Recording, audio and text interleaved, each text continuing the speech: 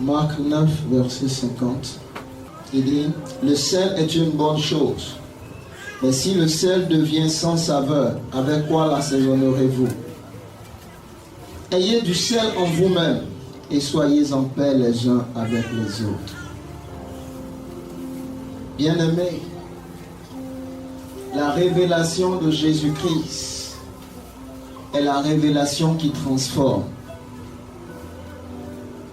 La révélation de Jésus-Christ est la révélation qui transforme. Venir à l'église, c'est venir pour avoir une rencontre avec Jésus-Christ. Venir dans la maison de Dieu, c'est venir avoir une rencontre avec Jésus-Christ. Regardez ce que Jésus nous dit. Il dit le sel est une bonne chose. Pour que vous compreniez bien cela encore, prenez Matthieu chapitre 5. Je vais lire un texte ici. Verset 13. Il dit, vous êtes le sel de la terre, mais si le sel perd sa saveur, avec quoi la lui rendra-t-on? Il ne sert plus qu'à être jeté dehors et foulé aux pieds par les hommes. Vous êtes la lumière du monde. Une ville située sur une montagne ne peut être cachée. Et on n'allume pas une lampe pour la mettre dans le boisseau, mais on la met sur le chandelier et elle éclaire tous ceux qui sont dans la maison. Que votre lumière luise ainsi devant les hommes, afin qu'ils voient vos bonnes œuvres et qu'ils glorifient votre Père qui est dans les cieux. Tout enfant de Dieu qui a accepté Jésus-Christ a reçu une nouvelle identité. Toute personne qui a reçu Jésus-Christ a reçu une nouvelle identité. Lorsque j'ai accepté Jésus-Christ, j'ai toujours la même forme physique, mais spirituellement, j'ai reçu une identité nouvelle. Ça signifie quoi? Désormais, tu es enfant de Dieu. Dieu te reconnaît désormais comme lui appartenant. Tu ne t'appartiens plus à toi-même, tu appartiens à Jésus-Christ. C'est cela. Ceux qui n'ont pas Jésus-Christ iront en enfer. Pourquoi? Parce qu'ils n'appartiennent pas à Dieu. Ceux qui ont donné leur vie à Jésus-Christ appartiennent à Dieu. Et donc, puisque vous lui appartenez, là où il est, là aussi vous serez. Mais si vous n'appartenez pas à Jésus-Christ, tu appartiens à un autre maître qui est Satan. Et là où Satan finira, là aussi tu finiras. Donc la question ici c'est, qu'est-ce que je suis en train de faire? Je suis en train de préparer mon éternité. Maintenant que j'ai donné ma vie à Jésus-Christ, regardez, je vais vous dire une chose. Quand on parle parfois de l'enfer et du ciel, certains disent, oh, ça c'est des... Mais faites attention. Comme on le dit, comme les gens le disent dans le monde là. Quand l'homme tchatche, il bavarde. Le jour de la mort, pourquoi il ne tchatche pas? Vous comprenez ce que je veux dire? L'enfer, parce que certains ne comprennent pas bien. Est-ce que tu peux taper dans le moment où il parle en enfer? Je vais vous donner un exemple pour que vous compreniez. Tu peux voir quelqu'un de beau, bien parfumé sur la terre ici. Est-ce que tu sais que s'il n'a pas Jésus-Christ, il y a un enfer? Parce que nous ne réalisons pas en fait.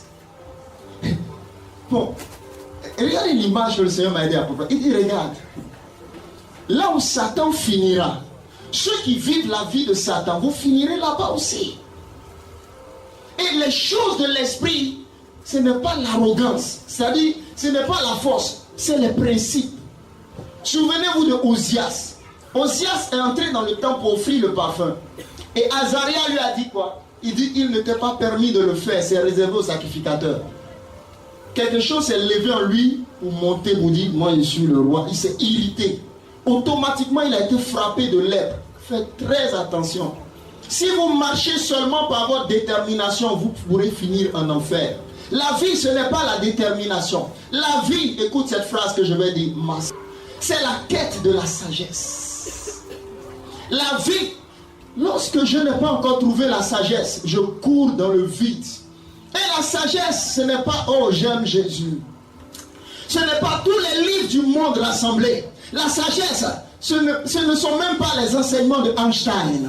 La sagesse, ce ne sont pas toutes les théories physiques rassemblées. La sagesse, c'est une seule personne. C'est la personne même de Jésus-Christ. La Bible dit Jésus-Christ, notre sagesse. Oui, mes amis, dites-moi où sont tous les grands philosophes. Où est Confucius? Dites-moi, où sont tous les grands maîtres mystiques, tous les grands maîtres des sectes religieuses, où ils sont? Tous sont morts, pourris dans le tombeau. Il y a un seul qui a vaincu le mythe et le mystère de la mort. Il dit, je suis la résurrection et la vie. Et il dit, détruisez ce temple. 3 jours après, il reviendra à la vie. Et laissez-moi vous dire une chose. Le corps de Jésus-Christ est sorti vivant d'entre les morts. Il a vaincu la mort et la puissance de la mort. Lorsqu'il est allé dans le séjour des morts, il a arraché à Satan le pouvoir de la mort. Oh mort, où est ta victoire? Ce que je vous dis est très grave. Aucun prophète, aucun guide religieux n'a vaincu la mort. La question, Jésus-Christ, mes amis, Jésus-Christ est celui dont toute l'humanité a besoin. Jésus-Christ est le don de Dieu pour que l'homme soit sauvé. Aucun homme n'a vaincu la mort. Pouvez-vous me citer un? Le plus grand sorcier qu'on allait consulter dans votre village, il est où? Quand on était un peu enfant, on entendait parler de noms comme Zéréki, quel nom encore? Baye, ils sont où? Les grands scientifiques, on dit ils sont sages, tout ça, ils sont où? Mais une chose que tu dois réaliser en tant que chrétien, seul Jésus-Christ arrête le principe de la mort.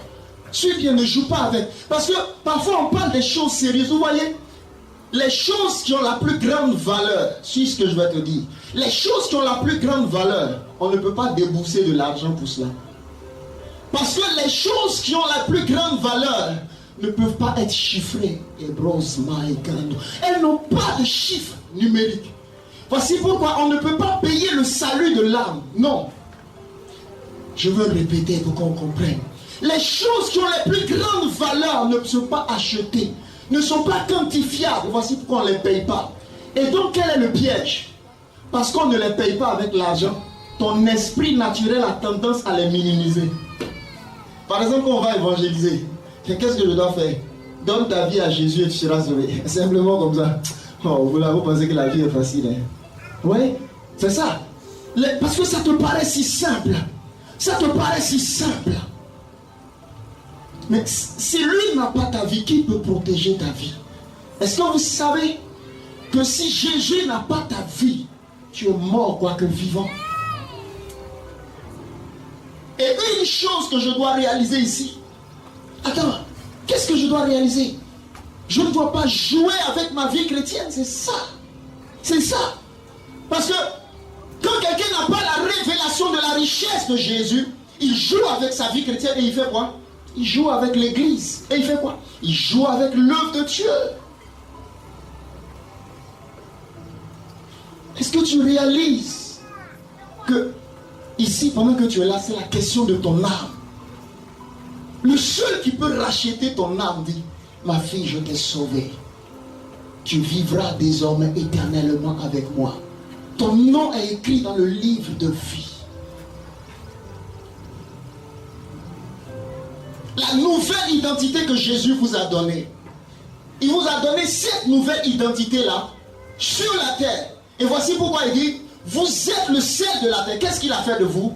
Vous êtes mon identité, suivez-moi bien. Hein? Vous êtes chrétien, mon identité sur la terre. Vous êtes mon reflet sur la terre. Pourquoi? Il dit, tandis que je suis dans le monde, je suis quoi? Jésus dit, tandis que je suis dans le monde, je suis là, la lumière du monde. Maintenant qu'il est parti, qu'est-ce qu'il dit à ses disciples? Vous êtes la lumière Chrétien, est-ce que tu m'entends? Accepter Jésus-Christ. Oui, par la foi, je l'ai reçu comme mon Seigneur et mon Sauveur. Maintenant, je suis sur la terre. Pourquoi je suis là? Je suis sur la terre pas pour vivre la vie que je veux vivre, enfant de Dieu. Lorsque j'accepte Jésus-Christ, qu'est-ce que ça signifie? Je meurs à mon ancienne vie. Même mon ancien nom, je meurs. Parce que l'ancien toi est réservé pour l'enfer. L'ancien toi allait directement en enfer. Et voici pourquoi, quand les apôtres ont reçu Jésus-Christ pleinement, vous savez une chose? Ils n'avaient plus peur de la mort physique. Parce qu'ils ont compris une chose. Vivre ne signifie pas que je vis, mes amis. Il y a des gens qui sont morts il y a 5 ans. 5 ans qui arrivent, d'autres vont mourir. Ça signifie quoi? Ce n'est rien dans le temps, n'est-ce pas? Peut-être toi tu vas mourir dans 30 ans, 40 ans. L'essentiel, tu vas mourir. Donc le tout n'est pas une question de mort ou de vie. Le tout c'est quoi? La vie que tu as reçue en Jésus-Christ, elle ne s'arrête pas après la mort physique. Donc qu'est-ce que tu dois comprendre? Tu dois commencer à vivre véritablement. Commencer à vivre véritablement, c'est quoi? C'est ton identité en Christ. Suis. Tant que je manifeste l'ancienne identité, je ne suis pas encore vivant. Je répète. Tant que je manifeste l'ancienne identité, quelle est cette ancienne identité? C'est l'identité de mensonge, d'ivrognerie, je bois, de colère, de méchanceté, de bagarre, de violence, de vol. L'identité du péché est l'identité de la mort. Suivez-moi bien. Ce n'est pas le fait de parler. L'identité du péché, l'identité de la sorcellerie. L'homme dont le cœur est rempli de haine, il dort la nuit avec la haine dans son âme et dans son cœur. L'identité satanique qui vit en toi te conduira directement en enfer. Et le problème de beaucoup de chrétiens, ils ont commencé à limiter leur vie chrétienne à quoi? Je suis chrétienne, c'est tout. Mais au fil des années, est-ce que tu as un thermomètre? Est-ce que tu as un thermomètre pour mesurer un peu qui est-ce que tu es devenu? Parfois, ce n'est même pas toi qui parles. Mais tes amis regardent et disent, tu as changé. Tu n'es plus le même. Jésus dit, tu es le ciel. Tu es la lumière. Mais dis-moi, comment est-ce que tu brilles? Il n'y a aucune lumière qui peut briller sans qu'elle ne soit distinguée. Le problème, c'est que tu es lumière, mais on ne voit pas cette lumière-là. Quelle est la lumière qui émane de toi? Tu prétends être lumière, mais en réalité, tu n'es pas lumière. Il dit, tu es le sel. Tu prétends être le sel, mais en réalité, tu n'es pas le sel. Parce que tu es sans saveur. Tu es dans une maison, même il n'y a pas de foi. Lorsqu'il n'y a pas la nourriture à la maison, tu t'assois et tu pleures. Lui-même, il a dit, la pression de nous. Même quand vous parlez, chaque fois, c'est les murmures. La foi, ce n'est pas les murmures. La foi, c'est une certitude confiante. Écoute-moi bien. Un père peut te mettre au monde, mais arrivé à un moment donné, il n'aura pas la foi pour toi. La foi, c'est l'école de la parole de Dieu. Je vous dis une chose, la foi vous introduit dans la vie relationnelle. Je vais toucher ce point là tout à l'heure. Tu peux faire 20 ans à l'église et ne rien devenir. Si tu n'entres pas dans la sphère de la foi, c'est la foi qui fait qu'un homme peut se dépouiller pour dire, je vais obéir à tous les principes de la parole. Oui. Pour obéir aux prémices, il faut la foi. Travailler 1 mois et puis prendre les prémices, venir donner et puis partir. C'est la foi. Écoutez, la foi pour dire j'ai la foi, j'ai la foi. Dieu n'entend pas ça. Mais la foi est agissante. Vous m'entendez? La foi qui n'a pas su cette parole, la foi qui n'est pas liée à l'obéissance est un leurre. Elle est fictive. Oui. Bon, elle est vaine. C'est-à-dire que tu prétends une chose, mais elle n'est pas réelle. Vous comprenez? La véritable foi signifie quoi? On peut rentrer ici ce matin et on dit ok, tous ceux, ils viennent, on peut venir avec Kalachnikov, tous ceux qui disent qu'ils ont Jésus-Christ là, aujourd'hui même vous allez partir au ciel, mettez-vous ici. Ceux qui disent qu'ils n'ont pas, mettez-vous là-bas. La véritable bénédiction commence par quoi? Suis-moi. Par la capacité à mourir pour Jésus. Je ne vis plus pour moi-même, mais mon sauveur. Voici pourquoi je pleure, j'ai mal quand vous jouez avec l'œuvre de Dieu. Jésus a donné sa vie pour son église. Et vous allez venir faire l'œuvre de Dieu comme ça, avec amusement. Ça énerve l'esprit. Et voici pourquoi vous durez à l'église, mais vous n'êtes pas béni. Il y a des choses, vous vous promenez. Un chrétien qui se promène de programme en programme, tu ne réussiras pas ta vie chrétienne. Pour que je sois devenu chrétien comme ça, je bénis Dieu pour la vie de ce homme de Dieu, un pasteur. L'enseignement est l'enseignement. Les chrétiens qui programme, tu grandiras pas, tu deviendras rien, Les chrétiens convertis le programme là, ils n'ont pas de vie spirituelle. Ils s'approchent de toi, ils parlent de Jésus, mais ils n'ont pas de caractère spirituel. Ils ne sont jamais passés à l'école du potier. C'est dans l'église locale qu'un vrai disciple est formé. Parce que dans l'église locale, tu apprends la frustration, tu apprends la douleur, le brisement. Mais les chrétiens éparpillés, à gauche, à droite, ça dit on ne peut pas les faire asseoir. J'ai bien envie de dire les chrétiens gomboïstes. Oui. Écoutez-moi bien. Il m'a dit une phrase. Il dit, je n'habite pas une maison que je n'ai pas bâtie. Et nul ne peut bâtir la maison. Écoutez-moi bien, je vous dis un mystère. Nul ne peut bâtir la maison. Car le mystère pour bâtir la maison est mystérieux. Il n'y a pas d'architecte humain pour bâtir cette maison. Askano mazli rusa. Et Brakintako Shakila Rusa. Mais l'obéissance est la clé du commencement. L'homme qui est soucieux de sa vie, tu n'es pas prêt pour l'œuvre de Dieu. Voici pourquoi beaucoup rentrent dans l'œuvre de Dieu et disent je suis diplômé. Mais l'œuvre de Dieu, ce n'est pas les diplômes. Avant de parler de l'œuvre de Dieu, d'abord, il faut aller à la croix. Est-ce que tu es chrétien? Est-ce que tu es sûr que tu es chrétien? Quand je deviens chrétien, il dit, tu deviens sel et lumière.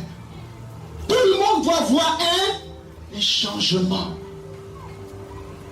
Il y a des choses qui avant pouvaient dominer sur moi, mais maintenant ce n'est plus possible. Véritable chrétien, tu es une lumière dans ce monde. Nous sommes des lumières dans ce monde, c'est ce que Dieu nous dit. Mais je vais te dire pourquoi est-ce que tu n'arrives pas à être véritablement lumière. Prends avec moi Jérémie 18. Jérémie 18. Quelqu'un donnez le micro à quelqu'un. Lis-moi du verset 1 au verset 6. Alléluia. Jérémie 18.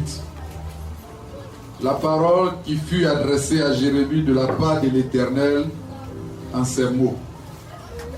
Lève-toi et descends dans la maison du potier. Là je te ferai entendre mes paroles. Je descendis dans la maison du potier, et voici, il travaillait sur un tour. Le vase qu'il faisait ne réussit pas. Comme il arrive à l'argile dans la main du potier, il en refit un autre vase, tel qu'il trouva bon de le faire. Et la parole de l'Éternel me fut adressée en ces mots. Ne puis-je pas agir envers vous comme ce potier, maison d'Israël? Dit l'Éternel, voici comme l'argile est dans la main du potier, ainsi vous êtes dans ma main, maison d'Israël. Amen. Pour manifester la lumière dont Dieu me parle, pour être véritablement le sel de la terre comme Dieu le veut, il vous faut une chose. Il vous faut l'accepter avec tout votre cœur. Lorsque tu l'acceptes de tout ton cœur, qu'est-ce que tu fais? Tu t'abandonnes à lui. Accepter Jésus-Christ, mes amis, est une école de confiance. Accepter Jésus-Christ signifie que je remets ma vie entre ses mains. C'est s'abandonner. Suivez-moi bien. C'est s'abandonner. Lorsque j'accepte Jésus-Christ, je dois comprendre qu'il est tellement grand que maintenant il va façonner ma vie. Beaucoup qui ont accepté Jésus-Christ ne sont pas passés ici. Regardez ce que Dieu explique ici par la bouche du prophète Jérémie. Dans Jérémie le chapitre 18. Et la parole de l'Éternel me fut adressée en ces mots. Ne puis-je pas agir envers vous comme ce potier? Suivez, hein? Il dit, maison d'Israël, dit l'Éternel. Voici, comme l'argile est dans la main du potier, ainsi vous êtes dans ma main, maison d'Israël. Église, tu m'entends? C'est là le défi de ta vie chrétienne pour que tu réussisses. Plusieurs chrétiens, plusieurs enfants de Dieu ne sont pas encore devenus comme l'argile dans les mains du potier. Dites-moi, est-ce que l'argile a une volonté? L'image que Dieu donne à Jérémie est très forte. Dites-moi, est-ce que l'argile a une volonté? Est-ce que l'argile a une volonté? Dieu dit, c'est parce que tu te considères trop grand que je n'arrive pas à te transformer. C'est ça. L'homme qui se croit déjà quelqu'un, Dieu ne peut pas faire de lui quelqu'un. Voici pourquoi plusieurs riches qui rentrent dans l'église n'arrivent pas à grandir spirituellement. Parce que lorsque tu viens à l'église, tu peux avoir même un doctorat. Mais quand c'est maintenant tu as accepté Jésus-Christ, tu deviens un embryon, un bébé. Ce n'est pas une question d'âge. Mais le problème de beaucoup, vous dites non, moi ça fait 30 ans que je suis converti. Nous on a fait l'église en telle année. Mais tu n'as jamais grandi dans l'esprit. Quelles sont les lumières qui ont été faites par toi? Ça signifie quoi? Quels sont les chrétiens que tu as engendrés? Dis-moi, quel est le fruit de ta vie chrétienne au fil des années? Tu peux dire, j'ai 10 années de vie chrétienne. Il y a 20 ans, je vais à l'église. Quels sont le fruit de l'esprit en toi? Quel est le caractère de Dieu qui est dominant dans ta vie? Il n'y a pas. La preuve, c'est quoi? Tu ne peux même pas faire 1 heure dans la prière. Tu ne peux pas. Tu ne peux pas faire 1 heure dans la prière. Pourquoi? Parce que tu n'as jamais appris la communion avec Dieu. Quand tu fais 15 minutes déjà, tu es lassé. Mais pourquoi tu n'es pas lassé quand tu regardes un film pendant 1h30? Puisque Dieu n'est jamais devenu ton Père, tu n'as pas de relation avec lui. Les années que je passe à l'église ne me font pas grandir. Mais c'est les temps de communion et de relation avec lui qui me font grandir. Vous me suivez? Peut-être que pendant des années on t'a trompé. Non, ne soyez pas les anciens qui ont leur chair dans l'église, mais qui sont morts en prégidome. Il n'y a plus de zèle, il n'y a plus de feu, il n'y a plus d'onction dans leur vie. Ne soyez pas comme cela. Soyez des hommes qui ont une soif de Dieu. Et si tu n'es ni chaud, ni froid, je te vomirai. Dieu cherche des hommes qui ont un feu qui est brûlant. Des hommes qui cherchent à faire une veillée de prière. Des hommes qui cherchent à jeûner. Des hommes qui cherchent à relire la Bible. Pourquoi? Oh Jésus. Parce que, qui sont ces hommes? Je vais vous dire qu'est-ce qui te pousse à ça. Ce n'est pas la recherche d'une gloire dans le monde. C'est pourquoi. Parce que souvenez-vous une chose, il est appelé l'époux et nous sommes appelés l'épouse. Il est devenu mon premier, il est devenu la raison de ma vie, il est devenu mon époux et je suis son épouse. Vous parlez en termes de sexe, mais grandissez dans l'esprit pour comprendre les mystères de Dieu. Quand tu deviens son épouse, il te donne son cœur. Tu commences à vivre la compassion et l'amour de Dieu. La maison du potier, c'est cette maison qu'il te faut. Jamais vous n'êtes passé à la maison du potier.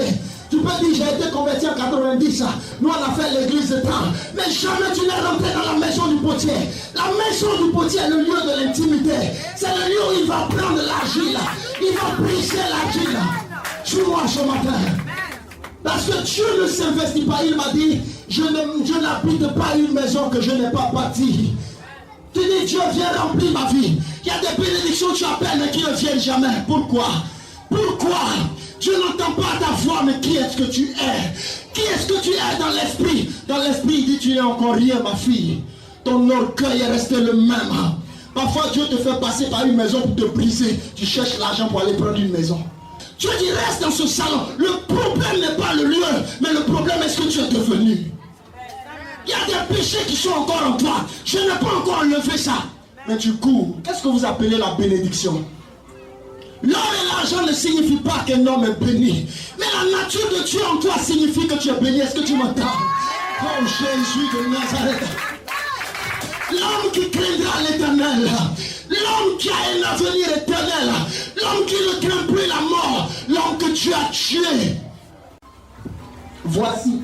Comme l'argile est dans la main du potier, ainsi vous êtes dans ma main, maison d'Israël. Église, tu m'entends? C'est là le défi de ta vie chrétienne pour que tu réussisses. plusieurs chrétiens, plusieurs enfants de Dieu ne sont pas encore devenus comme l'argile dans les mains du potier. Dites-moi, est-ce que l'argile a une volonté? L'image que Dieu donne à Jérémie est très forte. Dites-moi, est-ce que l'argile a une volonté? Est-ce que l'argile a une volonté? Dieu dit, c'est parce que tu te considères trop grand que je n'arrive pas à te transformer. C'est ça. L'homme qui se croit déjà quelqu'un, Dieu ne peut pas faire de lui quelqu'un. Voici pourquoi plusieurs riches qui rentrent dans l'église n'arrivent pas à grandir spirituellement. Parce que lorsque tu viens à l'église, tu peux avoir même un doctorat. Mais quand c'est maintenant que tu as accepté Jésus-Christ, tu deviens un embryon, un bébé. Ce n'est pas une question d'âge. Mais le problème de beaucoup, vous dites non, moi ça fait 30 ans que je suis converti. Nous on a fait l'église en telle année. Mais tu n'as jamais grandi dans l'esprit. Quelles sont les lumières qui ont été faites par toi? Ça signifie quoi? Quels sont les chrétiens que tu as engendrés? Dis-moi, quel est le fruit de ta vie chrétienne au fil des années? Tu peux dire, j'ai 10 années de vie chrétienne. Il y a 20 ans, je vais à l'église. Quels sont le fruit de l'esprit en toi? Quel est le caractère de Dieu qui est dominant dans ta vie? Il n'y a pas. La preuve, c'est quoi? Tu ne peux même pas faire 1 heure dans la prière. Tu ne peux pas. Tu ne peux pas faire 1 heure dans la prière. Pourquoi? Parce que tu n'as jamais appris la communion avec Dieu. Quand tu fais 15 minutes déjà, tu es lassé. Mais pourquoi tu n'es pas lassé quand tu regardes un film pendant 1h30? Puisque Dieu n'est jamais devenu ton Père, tu n'as pas de relation avec lui. Les années que je passe à l'église ne me font pas grandir. Mais c'est les temps de communion et de relation avec lui qui me font grandir. Vous me suivez? Peut-être que pendant des années on t'a trompé. Non, ne soyez pas les anciens qui ont leur chair dans l'église, mais qui sont morts en préjugement. Il n'y a plus de zèle, il n'y a plus de feu, il n'y a plus d'onction dans leur vie. Ne soyez pas comme cela. Soyez des hommes qui ont une soif de Dieu. Et ici, tu n'es ni chaud, ni froid, je te vomirai. Dieu cherche des hommes qui ont un feu qui est bouillant. Des hommes qui cherchent à faire une veillée de prière. Des hommes qui cherchent à jeûner. Des hommes qui cherchent à relire la Bible. Pourquoi? Oh Jésus. Parce que, qui sont ces hommes? Je vais vous dire qu'est-ce qui te pousse à ça. Ce n'est pas la recherche d'une gloire dans le monde. C'est pourquoi. Parce que souvenez-vous une chose, il est appelé l'époux et nous sommes appelés l'épouse. Il est devenu mon premier, il est devenu la raison de ma vie, il est devenu mon époux et je suis son épouse. Vous parlez en termes de sexe, mais grandissez dans l'esprit pour comprendre les mystères de Dieu. Quand tu deviens son épouse, il te donne son cœur. Tu commences à vivre la compassion et l'amour de Dieu. La maison du potier, c'est cette maison qu'il te faut. Jamais vous n'êtes passé à la maison du potier. Tu peux dire, j'ai été converti en 90, nous on a fait l'église de temps. Mais jamais tu n'es rentré dans la maison du potier. La maison du potier est le lieu de l'intimité. C'est le lieu où il va prendre l'argile. Il va briser l'argile. Suis-moi ce matin. Parce que Dieu ne s'investit pas. Il m'a dit, je n'habite pas une maison que je n'ai pas bâtie. Tu dis, Dieu vient remplir ma vie. Il y a des bénédictions que tu appelles mais qui ne viennent jamais. Pourquoi? Pourquoi? Je n'entends pas ta voix, mais qui est-ce que tu es? Qui est-ce que tu es dans l'esprit? Dans l'esprit, il dit, tu n'es encore rien, ma fille. Ton orgueil est resté le même. Parfois, Dieu te fait passer par une maison pour te briser. Tu cherches l'argent pour aller prendre une maison. Dieu dit, reste dans ce salon. Le problème n'est pas le lieu, mais le problème est ce que tu es devenu. Il y a des péchés qui sont encore en toi. Je n'ai pas encore enlevé ça. Mais tu cours. Qu'est-ce que vous appelez la bénédiction? L'or et l'argent ne signifient pas qu'un homme est béni. Mais la nature de Dieu en toi signifie que tu es béni. Est-ce que tu m'entends? Oh Jésus de Nazareth. L'homme qui craindra l'Éternel. L'homme qui a un avenir éternel. L'homme qui ne craint plus la mort. L'homme que tu as tué. La paresse ne peut pas faire connaître Dieu. Pourquoi est-ce que tu as du zèle pour faire certaines choses? À cause du salaire physique, n'est-ce pas? Mais parce que Dieu n'est pas le premier dans ta vie. Tu ne cours plus pour une réunion du soir. Mais bienheureux, vous qui l'aimez. Quand l'Esprit nous a remplis, on cherchait des partenaires de prière. Est-ce qu'on peut avoir 1 heure? Oh, on ne trouve plus ces gens-là. Parce que tout le monde dit, oh, ça ne va pas. Mais regarde, même quand la journée, je n'ai pas le temps. La nuit. Mais quand Dieu remplit ta vie, Tu arrives dans un lieu simplement et la lumière commence à se refléter. Dis-moi, quels sont les témoignages qui marquent ta vie chrétienne?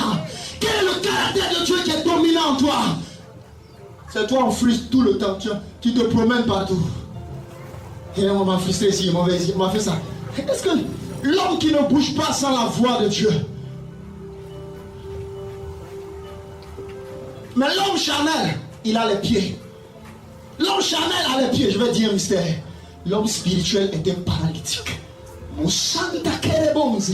moins qu'il ne dit lève-toi pas, il peut marcher. Mais il est un paralytique parce qu'il est devenu le prisonnier. Oh, j'aime l'esprit. My God. Il est devenu le prisonnier de Christ en esprit. Je bénis Dieu pour la vie de Paul. Je bénis Dieu pour la vie de Pierre. Il soupirait après mourir à la croix. Mes amis, il ne fuyait pas la mort. Mon sakada brayante kebosa. Qui arrêtera l'évangile de Jésus? Si Dieu trouve des hommes qui sont crucifiés, si Dieu trouve des hommes et des femmes qui disent écoute-moi, ce n'est pas un poste que je demande dans ce monde, mais tu ne peux pas enlever le nom de Jésus dans ma bouche. Il a rempli mon cœur d'un feu.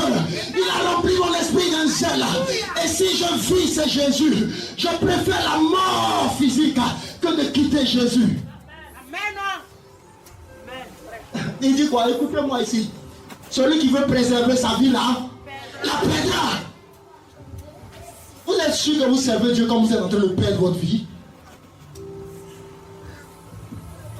Écoutez-moi bien. L'homme riche mourra comme toi. Mais qu'est-ce qui va faire la différence? Au ciel, vous n'allez pas reconnaître Paul. Au ciel, vous n'allez pas reconnaître Pierre.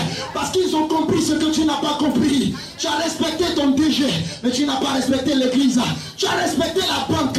Même quand tu rentres dans une banque, tu te comportes bien. Mais l'église n'est rien pour toi. Que je ne sois pas ainsi. Que je ne sois pas ainsi. Mais que le zèle de la maison de l'Éternel me dévore. Où sont les fils de Dieu? Je les cherche.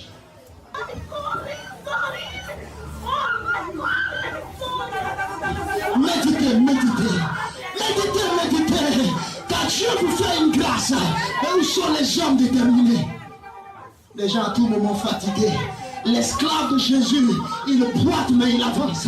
Il boite mais il avance parce qu'il n'a pas de volonté. Vous êtes la lumière du monde. Accepte la maison du potier. La maison du potier, quelle est cette maison-là? C'est la vie chrétienne réelle. Qu'est-ce que Jésus est devenu pour toi dans ta vie? Est-ce que tu peux me dire? Est-ce que le ciel me peut dire, j'ai une fille sur la terre? Certains, ils se lèvent, quand ils se lèvent le matin, la première chose qu'ils font, c'est prendre leur portable pour allumer, voir si il ne va manquer un appel ou bien Facebook. Vous aussi. Méfiez-vous de cette distraction-là, méfiez-vous d'elle. Oui, les médias, là, méfiez-vous. Méfiez-vous. Car le diable s'est armé dans ces derniers temps. Le diable s'est armé pour amener une foule de séductions qui vont faire que les gens n'auront plus le temps pour une chose. Suivez bien, l'esprit m'a parlé. Pour une chose, ça va vous étonner, ça s'appelle la prière.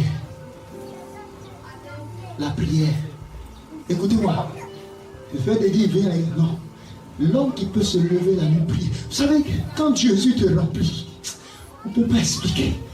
Tu feras 2 heures à genoux, mais c'est comme tu n'as rien fait. Et quand tu es vide de Dieu, tu as fait de 6 heures jusqu'à 19 heures, tu n'as pas prié. Mais ça te dit rien. Ça te dit rien. Tous des pauses de prière. La vie chrétienne sans la prière, tu risques de rater l'enlèvement. Supposons que Dieu te trouve dans la prière en train de te repentir de tes péchés. Tu seras enlevé. Tu seras enlevé. Alléluia. Alléluia, mes amis, revenez à Jésus. Ça signifie quoi? Redevenez chrétien. Ce que Dieu peut faire de toi, tu ne sais pas. Voici pourquoi il dit, viens à la maison du potier. Pourquoi vous voulez être quoi? Vous voulez être vous-même les potiers. Tu veux bâtir ta vie comme tu la vois en esprit. Il y a un enseignement qu'on vous donne, non? On vous dit, aie une grande vision dans la vie. C'est pas mauvais. Mais Dieu m'a dit une chose. Tant que tu ne rentres pas dans la maison du potier, qui est l'école de la transformation des motivations, tes grandes visions peuvent être bonnes, mais mauvaises. Suis ce que je vais expliquer, tu vas comprendre. Parce que quand Dieu ne t'a pas transformé à la maison du potier, tu as des grandes visions, mais pour les mauvaises motivations.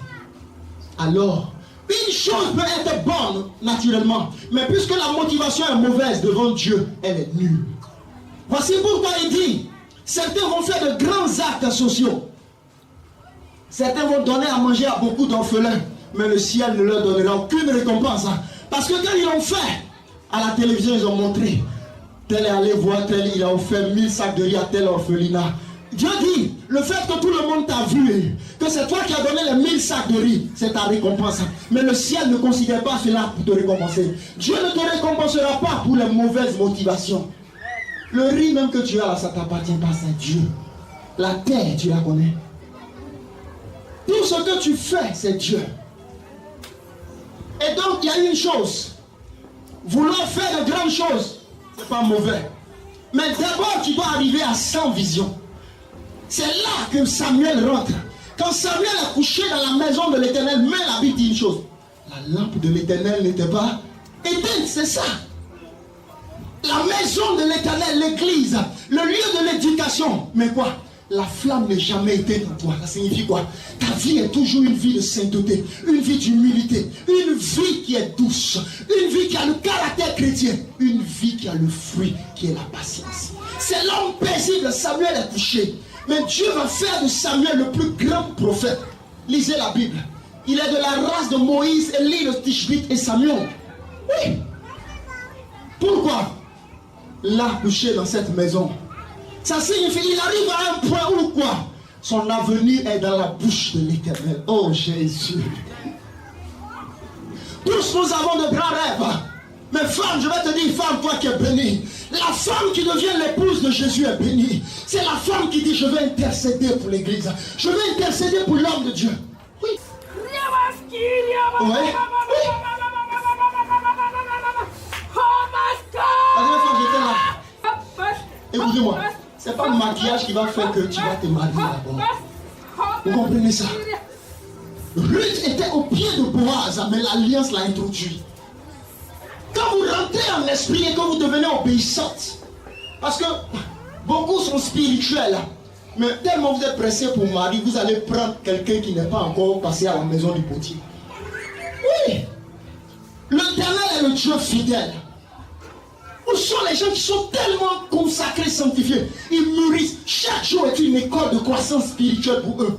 Au point où, quand ils te rencontrent, ce n'est pas ses yeux, mais son âme dit, Dieu qui est en lui aussi lui parle. Bon, voici ton vis-à-vis. Son esprit, il dit, Dieu dit non, c'est elle. Et puis c'est simple et c'est paisible. Pourquoi? Parce que son âme rend témoignage. Dieu m'a dit une chose. C'est-à-dire, quand femme, tu te convertis au départ dans ta vie chrétienne, ne cherche pas les artifices. Un démon perd en toi et puis tu es bien maquillé. Mais ce démon qui est en toi, chaque fois il attaque peut-être les maris que tu as. J'ai prié pour une jeune fille. L'esprit qui la fatiguait, il y a des années de cela, ce mari de nuit là, il tue même les hommes qui s'approchent d'elle. Tellement il est violent. Et sa maman avait le même esprit.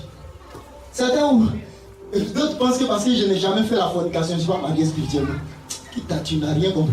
Un jour, je priais pour une jeune fille vierge, elle n'a jamais. Quand on a commencé à prier, l'homme fort qui s'est manifesté, il dit, je suis son mari. Tu n'as jamais couché avec quelqu'un physiquement, mais spirituellement, il t'a marié. Et voici pourquoi, même quand tu es avec quelqu'un que vous devez arriver au Seigneur, il va tout faire pour que tu sortes de là pour briser cette relation. Donc, une chose, quand vous arrivez à la maison du potier, c'est le lieu de la délivrance. C'est le lieu où toi-même tu multiplies les jeunes seuls. La maison du potier est le lieu où Dieu, il forme votre esprit spirituel. Certains disent, Dieu m'a appelé à servir Dieu. Mais comment tu vas servir Dieu? Aujourd'hui, servir Dieu, ce n'est pas savoir parler. L'esprit m'a parlé. Aujourd'hui, servir Dieu, ça est dans l'esprit. Ça est dans l'esprit. Dieu, le temps où nous sommes arrivés, c'est le temps de l'esprit. Le temps dans lequel nous sommes, c'est le temps de l'esprit. Et ce temps-là, vous devez comprendre une chose. On ne joue plus avec son esprit. Tu peux ne plus pécher physiquement et pécher spirituellement. Oui. Tu ne peux pas pécher physiquement, mais tu pêches spirituellement. Vous savez pas ça? Un jour, une servante de Dieu est venue me voir. Mes amis, bon, vous êtes des grandes personnes. Elle se masturbe sans ses mains. Elle est assise là, elle dit, je me masturbe en esprit comme ça, sans mes mains. Et c'est un démon. On a commencé à prier, mais le démon, les esprits des autres dans mon expérience sont très violents. Ils ont une force parfois bizarre. Cette femme-là, elle a voulu tuer son mari, malgré qu'elle est servante de Dieu. Il y a des caractères que parfois toi tu as dit, tu ne sais pas pourquoi tu fais ça. C'est un démon. C'est un démon qui est assis en toi.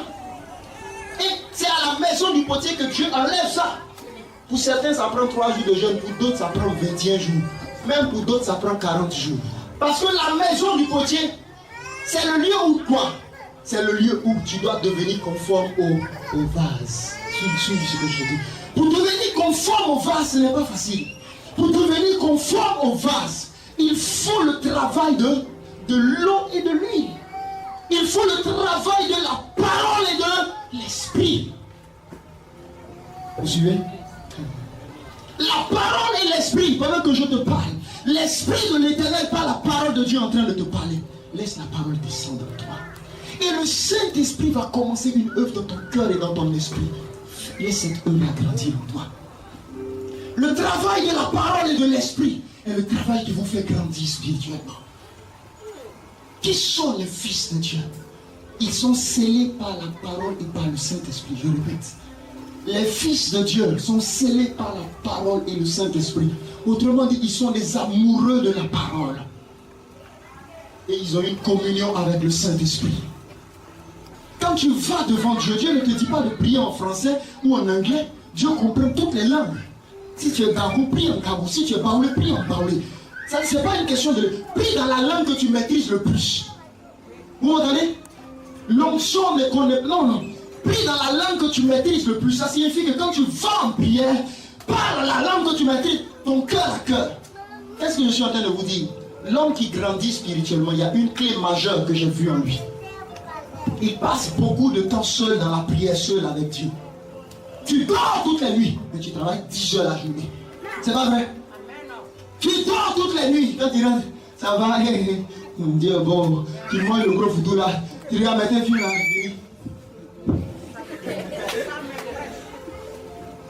Il est là, allons-y au travail. Et Jésus, merci. Allons-y. Bon, dis-moi, toi-même, tu vas grandir comment? Tu seras au CPMA. C'est sûr pourquoi? Il y a longtemps, tu vas à l'église, mais tu dis, mais toi, tu as grandi. Bon, c'est pas baoulé, c'est pas français, c'est pas anglais, non. Mais c'est à genoux. Écoutez, j'ai compris un mystère. La prière va vous rendre intelligent. Le renouvellement, quelqu'un qui passe beaucoup de temps avec Dieu, il y a une sagesse que Dieu te donne que tu ne connais pas. Oui. La communion avec Dieu arrivait à un moment donné. Oh, il est merveilleux. Vous n'avez jamais vécu ça. Parfois tu pries. Et arrivé à un moment donné, il vient. Mes amis, il vient. Dieu vient. Il vient. Quand il vient, tu sauras qu'il est venu. Vous savez, quand vous avez cette relation, c'est alors que votre histoire commence. L'histoire de Jacob n'a pas commencé jusqu'à ce qu'il se retrouve seul pour avoir une lutte personnelle avec l'ange. C'est vrai que Dieu t'aime, mais à la maison du potier, qu'est-ce que Dieu a fait à Jacob? Dieu a brisé la hanche de Jacob. C'est le lieu du brisement. Dieu va briser l'orgueil dominant qui est en toi. Dieu va changer ton caractère avant ce qui t'a mené à sortir de toi-même à t'énerver. Tu es tout en paisible. Tu n'entends plus ce que les gens disent de toi. Tu ne cherches plus à pécher. Et les hommes ne peuvent pas te pousser dans le péché. Mes amis, pendant qu'il allait à la croix, les gens parlaient. Si tu es fils de Dieu, jette la croix. Si tu es fils de Dieu, descends de la croix. On crachait même sur lui. Tandis qu'ils pouvaient bouger le doigt et ils allaient être exterminés. La manifestation de la force n'est pas la sagesse, mais l'écoute de la voix de Dieu. Il y a des choses que tu fais, peut-être tu as raison, mais tu as mal fait. Même si les hommes disent que tu as bien fait, pourquoi? Tu n'as jamais écouté Dieu. Il y a des problèmes qui arrivent et tu as réagi d'une façon manière. Tout le monde a dit oui, tu as acclamé. Et tu te retires seul, Dieu dit tu as mal fait. Pourquoi? Est-ce que tu sais ce que je voulais que tu fasses? Jésus dit, ma nourriture est de faire la volonté de celui qui m'a envoyé et d'accomplir son œuvre. Quand tu es né de nouveau, suis-moi bien, tu marches sous une autre voie. Celui qui est né de nouveau marche sous la voie de l'esprit. Vous m'entendez? Mais un homme qui est né de nouveau, mais qui marche sous le vieil homme. Le vieil homme a une voie. Le vieil homme a une nature, l'orgueil. Mais l'homme nouveau a une nature. Il est dépendant de la voix de Dieu. Si vous n'écoutez pas la voix de Dieu, vous allez rater de grandes bénédictions. Certaines personnes, Dieu devait vous visiter par rapport à certains problèmes. Mais parce que vous avez mal réglé, au moment où Dieu devait vous bénir, il dit, tu as vu ce que j'avais prévu. Mais parce que tu t'es donné raison dans la chair, tu ne pourras pas toucher ce que j'avais prévu pour toi. Parfois, laisse les gens parler et laisse Dieu te justifier. Si vous écoutez le monde, vous irez là où le monde finira. Mais écoutez l'Esprit de Dieu. Écoutez la parole de Dieu. Écoute, la force, ce n'est pas de réagir dans la chair. La force, c'est la soumission. Je répète. La force, c'est la soumission. L'homme soumis devant Dieu sera toujours plus grand que l'homme charnel. L'homme charnel a agi sans écouter. Mais l'homme soumis, il est soumis au Père. Il est un fils. L'homme charnel est soumis à sa chair qui a aussi une voix. Les pulsions de la chair ont une voix, mais l'esprit a une voix. Voici pourquoi, écoute-moi bien. Ne fuis pas la maison du potier, mais viens dans la maison du potier. Vous savez quoi? Acceptez que Jésus soit votre Père.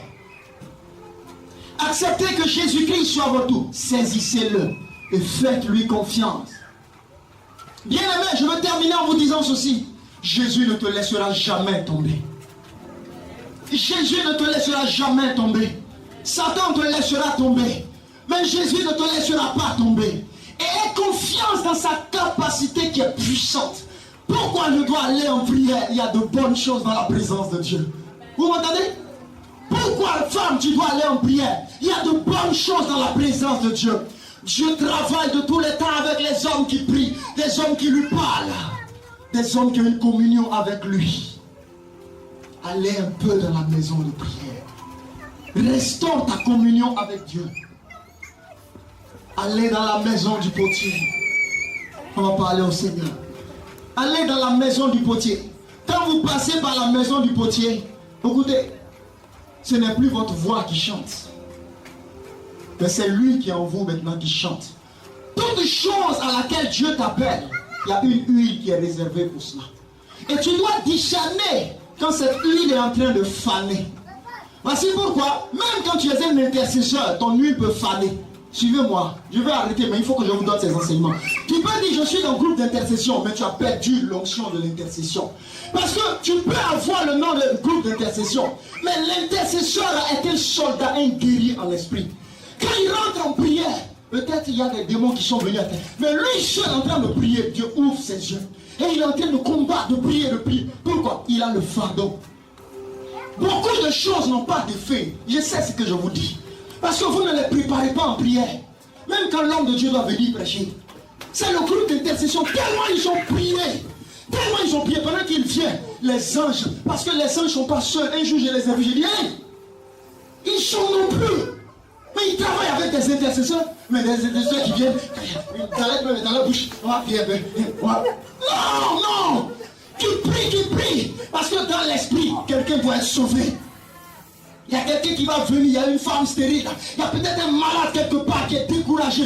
Mais l'onction de la prière est tellement. Parfois les gens viennent, ils touchent le muscle seulement, ils tombent.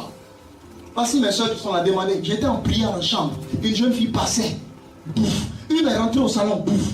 L'onction de la prière. Le problème c'est quoi? Vous m'écoutez, mais vous ne montez pas dans cette onction. La dernière fois, je disais à mes filles, il dit, vous dormez trop. C'est-à-dire, vous devez parvenir à un niveau. Un jour, j'ai prié jusqu'à mon lit. Je ne pouvais plus rentrer dans ma chambre. Mon lit est devenu du feu. Je ne peux pas des choses réelles. Parfois, mes cousines, mes soeurs qui sont là, je suis arrivé les saluer. Ça va? Bouf. L'autre, bouf. Vous ne priez pas. Vous ne priez pas. Quelle est ta température spirituelle? Quand tu n'as pas de température spirituelle, c'est toi qui fais tous les palabres dans la maison. Ça va finir. Non, l'homme spirituel, c'est pas ça. Tout en pardon. Toi, tu n'as jamais raison. Parce qu'il aime la joie et la paix. L'homme spirituel aime la paix. L'homme spirituel n'aime pas la guerre. Il te donne raison, il avance. Sois béni, il bénit ses ennemis. Tu le vois, il est toujours en joie. Oui, on lui fait tout, il aime toujours, il bénit, il prie pour ses ennemis. Jésus est réel, mes amis. Vous n'avez plus le fardeau. Quand Jésus descend en vous, est-ce que vous avez vu Jésus une fois maudit ses ennemis? Père, pardonne-leur, ils ne savent pas ce qu'ils font. Vous êtes la lumière du monde. Mais comment vous allez manifester cette lumière-là? Par la nature de Jésus en vous. Cette nature de Jésus-là, c'est à la montagne de Sion. À la montagne de Sion.